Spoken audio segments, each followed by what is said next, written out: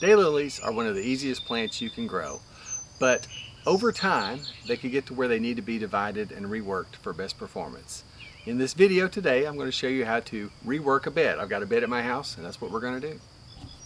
As I get ready to dig these, I'm going to go ahead and just pull away some of this old foliage from the spring. You don't have to do this, but this is just going to let me see a little bit better where to dig. All right, and so I'm going to dig, probably 3 or 4 inches away, something like that. And I may catch some of the roots on this clump, but that's okay. If you trim off some of the ends of the roots, that's no big deal. It's not going to be an issue at all. So that's what I'm going to do. I'm just going to see how easily this one pops out here. So.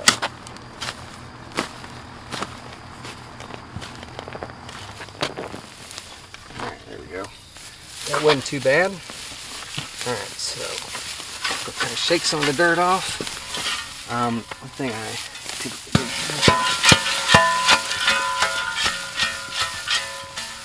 All right, so see, I got a lot of the dirt came off. It's been a little bit dry here recently, so that dirt came off pretty good. But there, I've got my dug clump. The next thing I'm going to do is I'm going to trim off the foliage, and really I just do this to make it easier to work.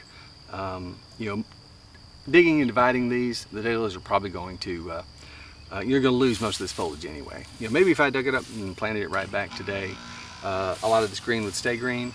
But for the most part, you might as well just go ahead and trim it back. It makes it easier to see what you're doing, and it'll grow new foliage anyway in just a few weeks after you plant it. So we just use old steak knives here at the nursery. You can use scissors or it's whatever you got. And so I'm going to trim the foliage about, what's that, I don't know, 3 or 4 inches tall, something like that. So I'm just going to cut it off like that. No trick to it.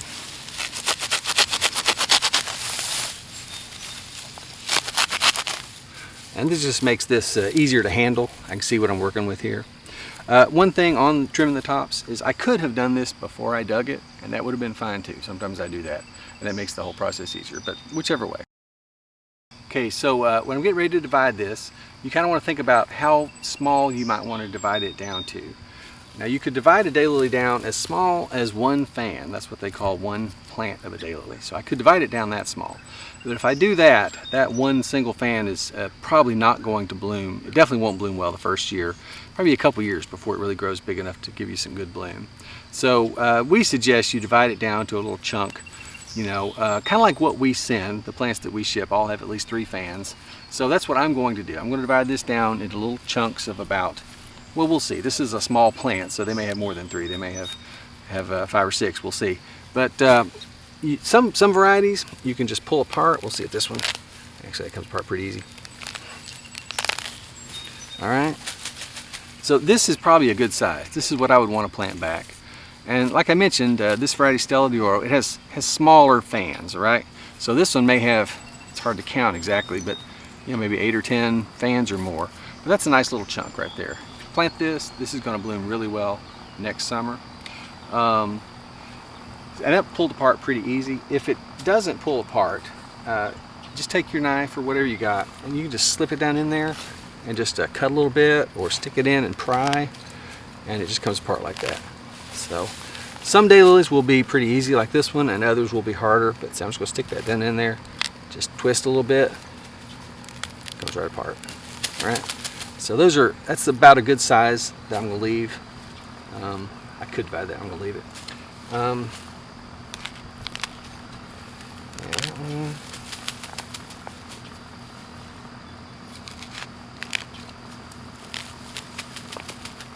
So let's see, what did we get? 1, 2, 3, 4, 5. So 6 nice little chunks out of that one. So I'm not going to rework these daylilies here. These are red volunteers, so a big red bloom, really nice. They work out good because they're tall behind the shorter stellas, but they're still blooming great. So I'm just going to leave them like they are, but I am going to trim them up just to look a little better after bloom season. So I'm just going to trim the foliage down about 4 or 6 inches tall, something like that.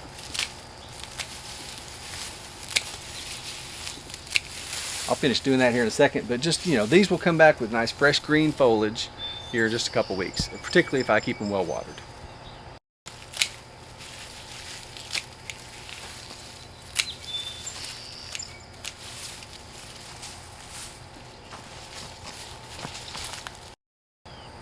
Now, of course, this is August. These aren't going to bloom again this season, but next year, you know, they'll come up fresh and ready to go.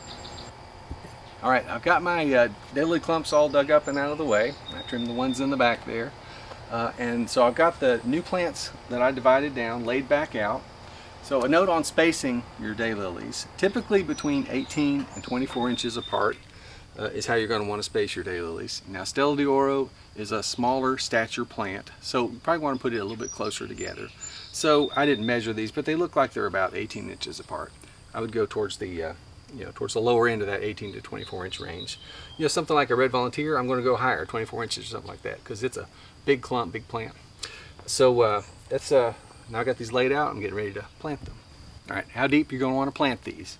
Obviously, we just dug these up so you can see the dirt still on there. So you're going to want to plant them back. It's really obvious on these how deep they were. If you had bought these from us and we had washed them before we sent them to you, you'll be able to tell, because right where the roots meet the top, there's a white kind of area. Well, you can't really see it too good right here, but you can see that's kind of white right there. That's going to be right around where the roots meet the top. That's soil level. Okay, so they're not planted particularly deeply. Just right around where the roots meet the top is around soil level. I'm ready to plant these, so I'm just going to take my little hack hoe here, scrape out a hole. You know, it doesn't need to be too much bigger than the plant itself. And, you know, like I mentioned just before, you know, around ground level right there. So I'm just going to push the dirt around it. All right, so I've got that, you know, packed down around it pretty good. Now I'm just going to do the same with the rest of these daylilies, and then we'll finish up planting our bed.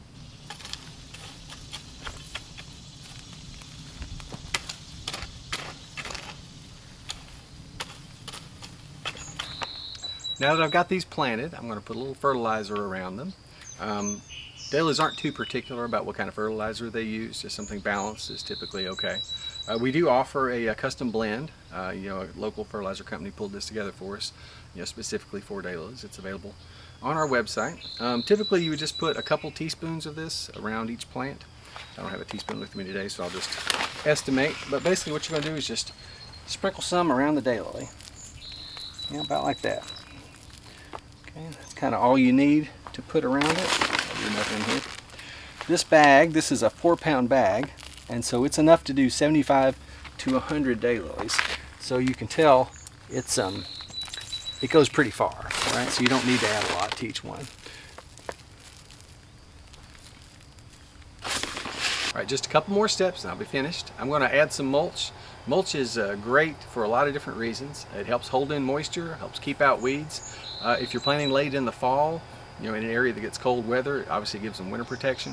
So I'm just using some wood chips here. We just get this you know, free from some local tree trimmers. Daylilies aren't particular about what kind of mulch you want to use. You know, you can use just really whatever you got, should be fine.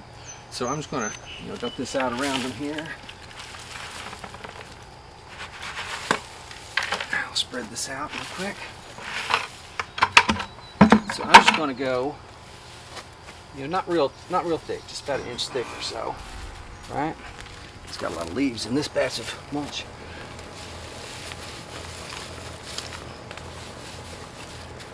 All right, so I've got some more.